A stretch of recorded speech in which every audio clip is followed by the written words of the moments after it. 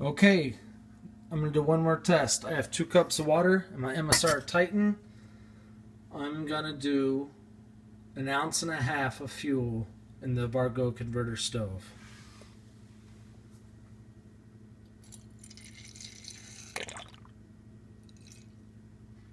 Sorry for the video quality. I'm not a professional photographer by any means. Alright, I gotta call it about 1.25 ounces, 1.5 ounces. Turn the light off up here. Actually, no, that was probably about 1.5 ounces. So my goal right now is to try and get this primed as quickly as possible using as little fuel as possible.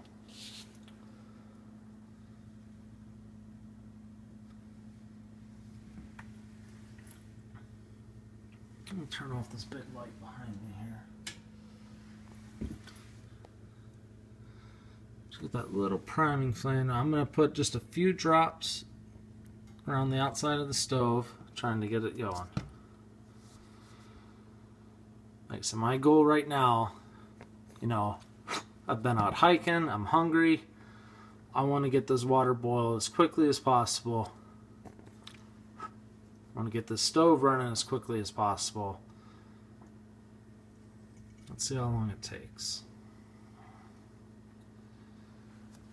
Come on now.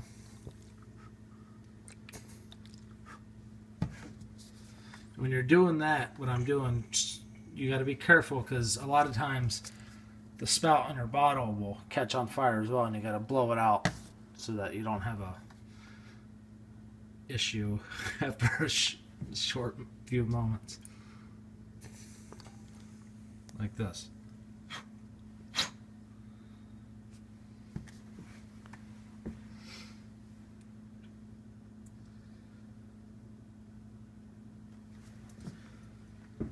You can see I'm adding fuel every few seconds. We're already at over 2 minutes. We're not bloomed. I'm getting close to 2 ounces of fuel in use now.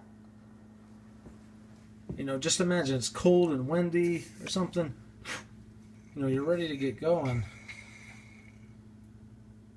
I keep spilling fuel underneath, so you got to make sure you move everything out from underneath it. If you have pine needles or leaves or twigs or anything, they're going to catch on fire too, and then it'll start spreading out from under the stove. So you got to make sure that you clear out a good area around the stove if you're going to be doing this outside. As you can see, it's just, see my bottle, it starts catching on fire.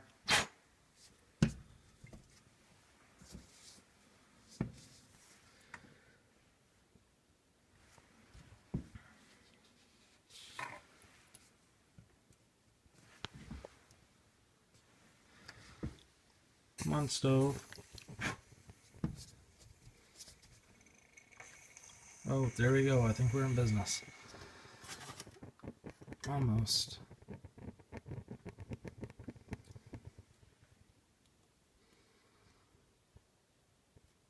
Alright, it's bloomed. There we go. Alright, so 3 minutes and 50 seconds. Pot's going on.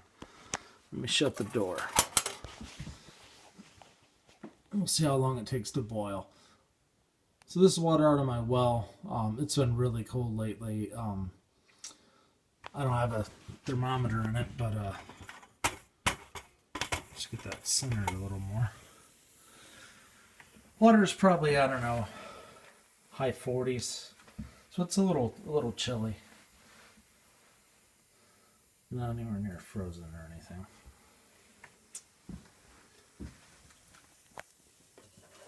Keep my fuel way out of the way. Sorry for the mess. Figure it's not a good idea to have a whole bottle of alcohol right next to the stove. Never know what can happen. Alright, so as you can see, once it gets bloomed, we got a nice blue flame. Now, this is supposed to act as the windscreen also, right? So it's supposed to be used together as a system, the converter stove and the hexagon wood stove. But I think there's not really enough height on the wood stove in comparison to where the converter stove sits to really be an adequate windscreen. The very first few times I tried to use this, I did it outside. It's winter here in Connecticut. It's been cold and windy. And I found the windscreen portion of this setup to be less than adequate. Right now my pot, my MSR Titan is sweating, and that's what the hissing you're hearing in the orange flame, the water's dripping onto the stove. So the windscreen part of this, I'm not really a fan of. If you watched one of the other videos, you'll see that I used the Venom stove down in the bottom as a comparison, and then I put the converter stove down in the bottom, and that worked good for the alcohol. I still had the same issue getting it bloomed. Once it bloomed, it burned, I think, much better down at the bottom than using the stand. And I think the next time I do a burn outside with alcohol, that I'm going to try that. I'm going to try not using the stand at all and using it down in the bottom, just as a comparison. It'll probably boil a little faster here, raised up closer to the pot. But I think if you're in wind, that you'll be much better off having it down lower, so that the flame is not distorted as much by the wind. But I'll play with that here over the next few days and see how that goes. And I'll do the same thing with the Esbit. I'll do some raised up in the stand and then some down on the bottom, just to kind of see the difference between the two.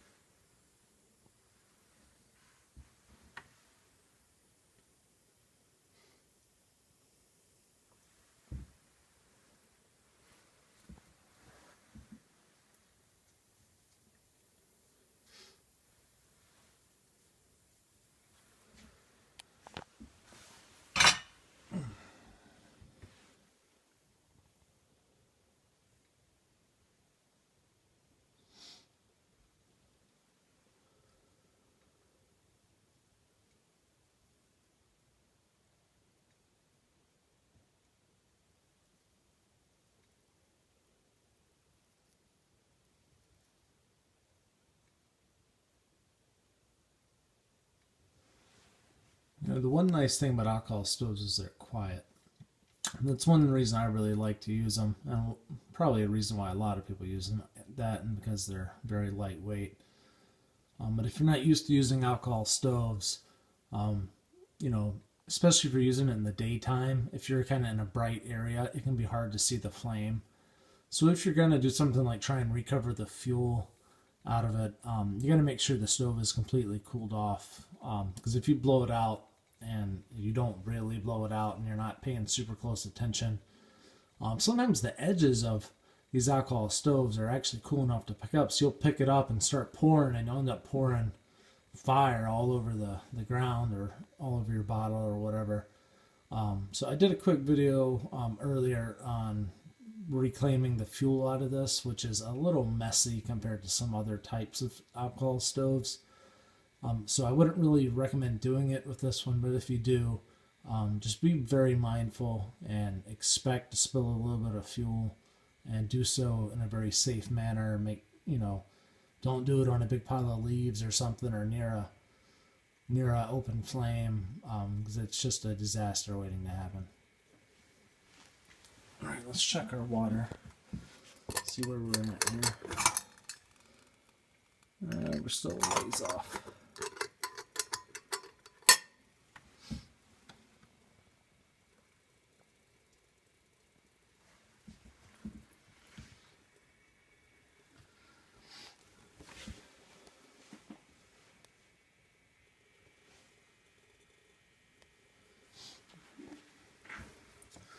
So as you can tell here, we ended up, it was a little above this line.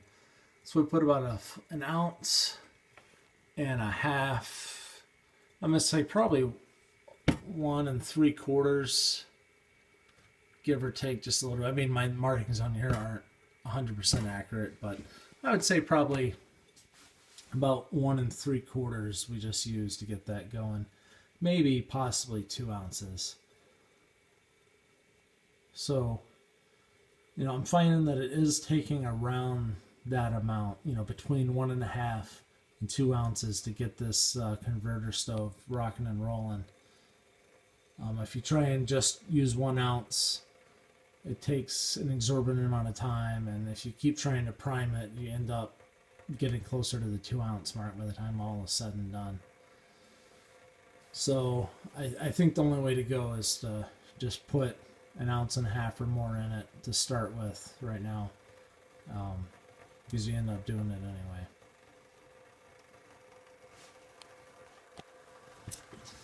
Right, I didn't pay attention to what time I actually put the pot on, so I'll have to go back and watch the video and see what our exact boil time was, but I want to say it was 3 minutes and something.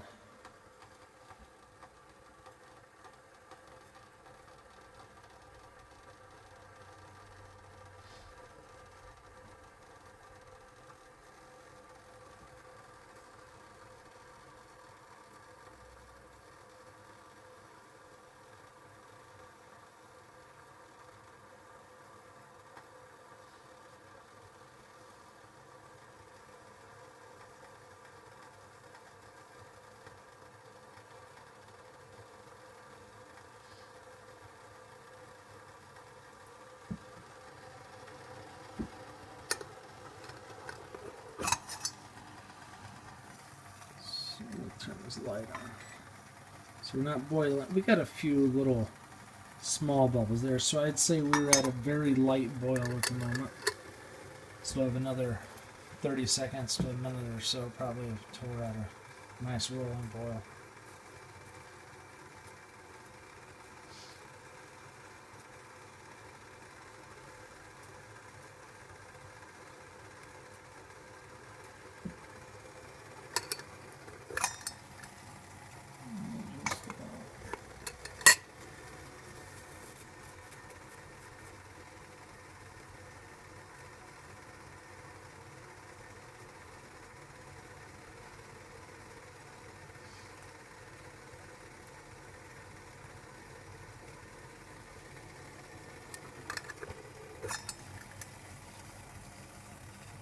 We'll see, we're just starting to boil good.